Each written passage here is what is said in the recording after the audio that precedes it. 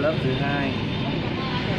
Chúng ta có thể thi công làm 3 lần với định mức là 1 kg trên 1 mét vuông, dành cho chống thấm mái hoặc là nhà vệ sinh.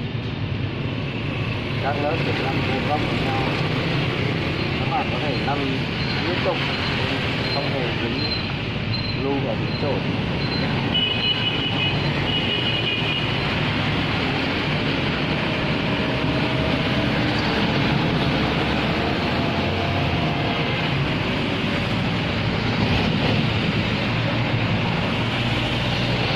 Đây là cái coi như quá trình thi công của mình đã là xong.